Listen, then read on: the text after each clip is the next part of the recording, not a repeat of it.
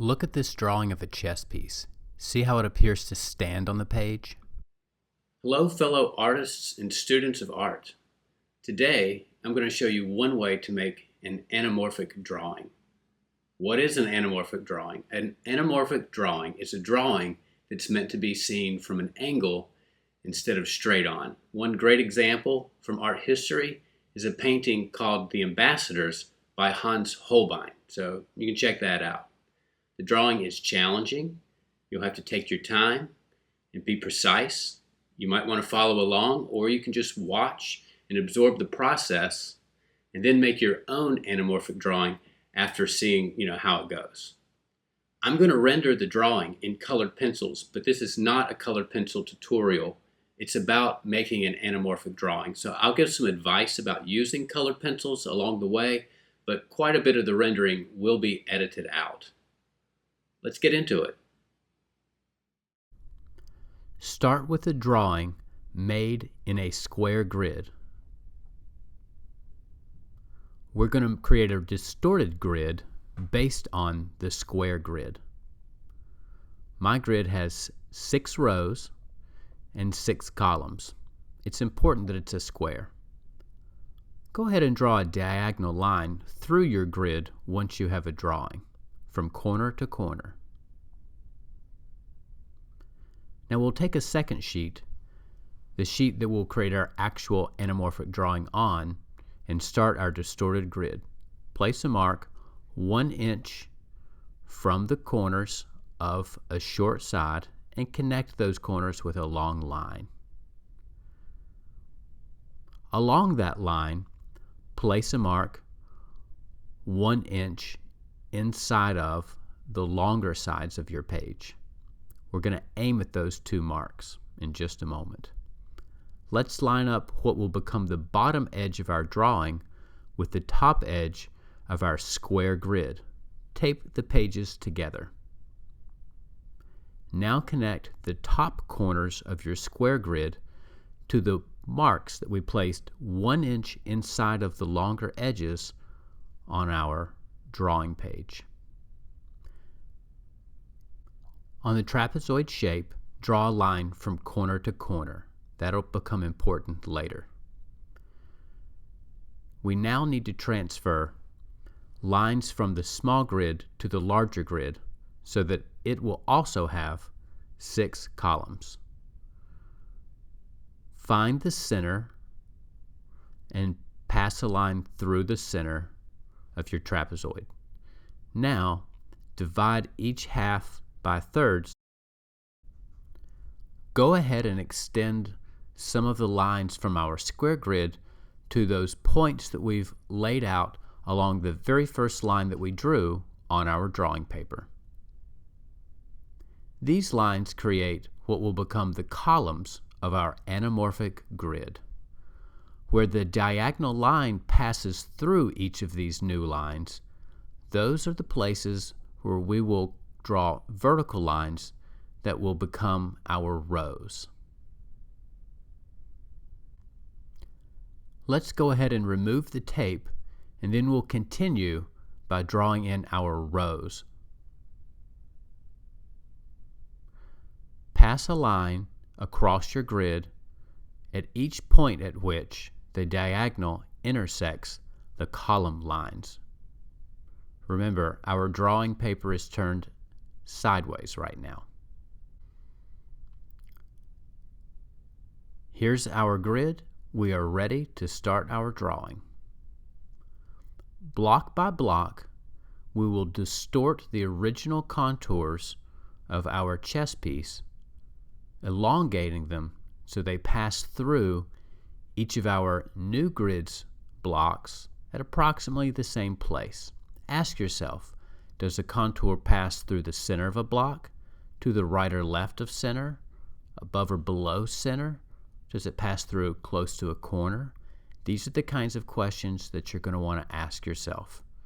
You can see that the chess piece becomes more and more elongated as we move up the grid. Take your time with this step.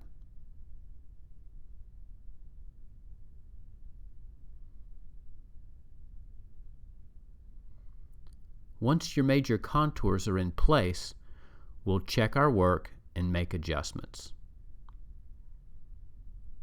Don't worry about the details at the top. View your drawing from an angle to check yourself. When you're checking your drawing for accuracy in terms of proportions, you may have to use your camera phone, and move it around a bit. You might have to back up from the drawing, change the angle or tilt of your camera. Ultimately, you're trying to change the distorted grid shape, which is kind of a trapezoid, into what appears to be more like a square, the square that we started with our original grid or a gridded photograph. So back up, move yourself down, and really look hard at the squares or the the shapes in the grid, which are also kind of like parallelograms or trapezoids. You're trying to change all of those into something that's close to a square. Then, from the photograph that you've created, you can start to make adjustments to your drawing until it's just right. You may have to do that several times. I had to do it twice. See how from this angle the edges of the grid appear straight up and down? Alright, so based on the photograph that I took from an angle, I need to make some adjustments. The ellipse on the top was too round, and so I'm going to go ahead and squeeze it in just a little bit. And the two segments right below the capital of the chess piece were out of proportion. One was large and one was small. They need to be similar. Let's check the drawing again. That looks a lot better. Using the graphite transfer method, I'll transfer this gridded drawing to a clean gray piece of paper. You'll need to use a soft lead pencil, like an ebony pencil, or maybe a 3 or 4B pencil, and cover the back of your drawing with a solid layer of graphite. Carefully line up your drawing to center it on your second piece of paper, and tape it down so that it doesn't move. Using a harder leaded pencil, like an HB pencil or a number 2 pencil, apply moderate pressure and carefully trace the entire drawing.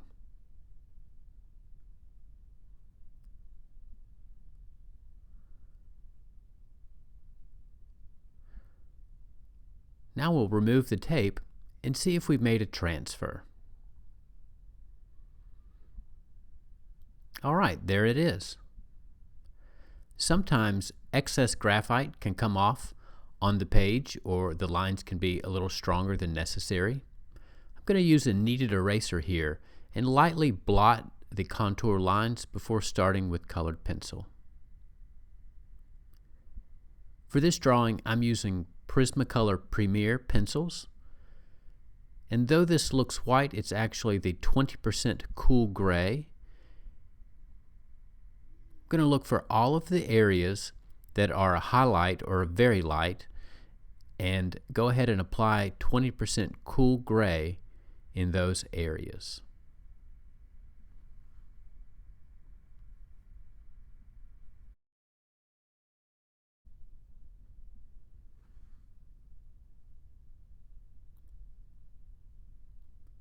Colored pencils are meant to be mixed. I'm going to switch to a 50% cool gray, and at times I'll use the 20% gray over it or into it. Layering colored pencils will allow you to capture the specific values that you observe in the reference. This reference image is very dark, and I intend to broaden the range of value by pushing the lights just a little lighter than what we can see in the reference.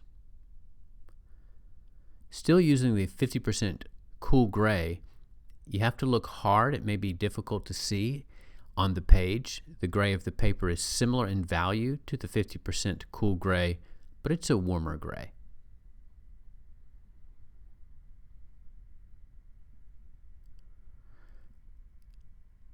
I'm I'm using a 70% cool gray now in areas that appear almost black. In these areas, I will apply the black pencil over it, and the combination of 70% cool gray and black should give me the value that I'm after.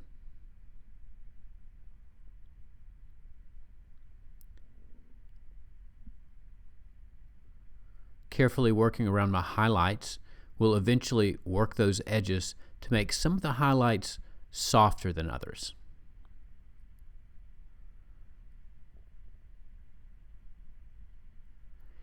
Even without the addition of black, the chess piece is starting to take form. I'm careful to avoid any areas that I believe are pure black at this point in the drawing. And now we'll move on to black. The bulk of the chess piece will be covered entirely with black or partially with black, again, mixing layers together to discover the value that we're after.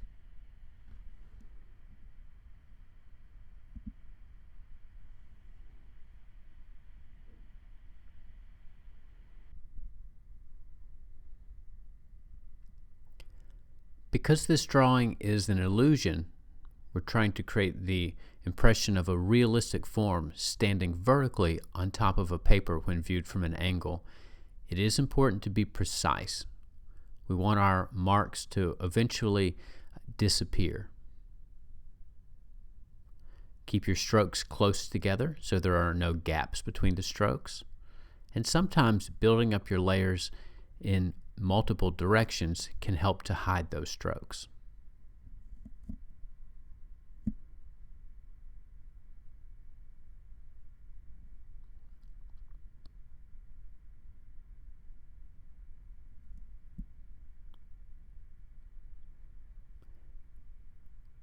I'll continue to switch back and forth between pencils, sandwiching gray layers between black layers when necessary.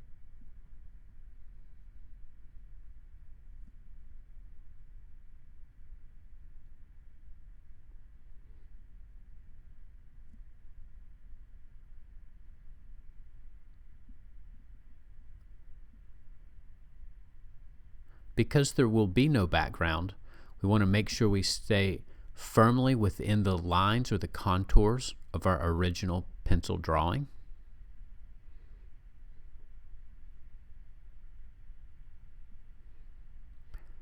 The top half of the chess piece is finished now. The bottom should go a little bit more quickly since the forms are a bit simpler in that half.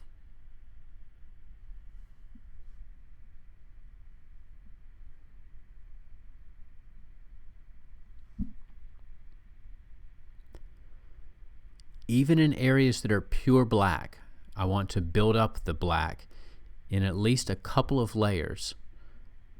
This will ensure that the area appears smoother and with less strokes. Don't rush it. When working with colored pencils, you have to take your time.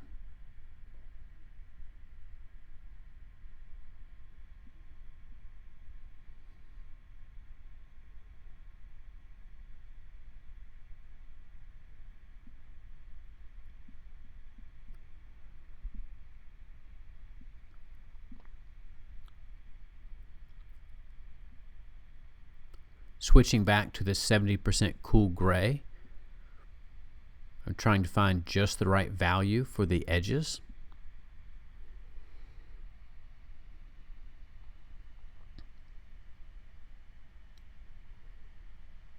Be sure to keep the sharpness of your colored pencils relatively consistent. Don't let them wear down to create too large or too flat of a spot. You may see a variance in your strokes.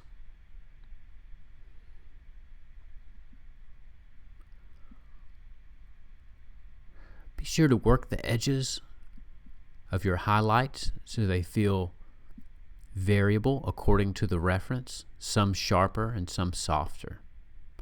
Do this with pressure changes around the edge of the highlights.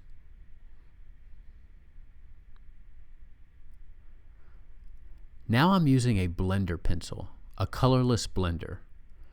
It has a wax filament, but no pigment. Though the tip appears white or very light, it's just wax. It will further blend the layers together and reduce the strokes. To complete our illusion, we'll need a cast shadow. That is, a shadow that is cast onto a surface by the object. In the reference, you can see this shadow is triangular.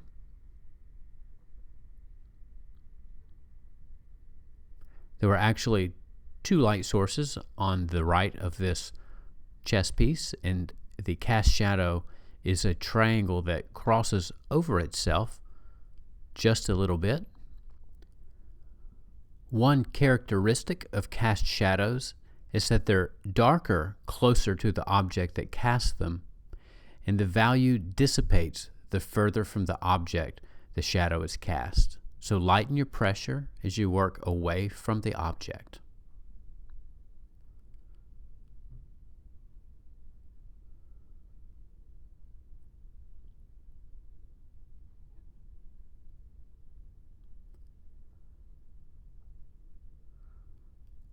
All right, that's it. This is the completed drawing from straight on. Of course, the proportions are elongated, and it is meant to be seen from an angle to complete the illusion. And here we can see the finished piece with the chess piece in proportion. Well, that's it, fellow artists and students of art. If you enjoyed this video, please hit like, subscribe, ring a bell, do all the things. All the things. I'll see you next time.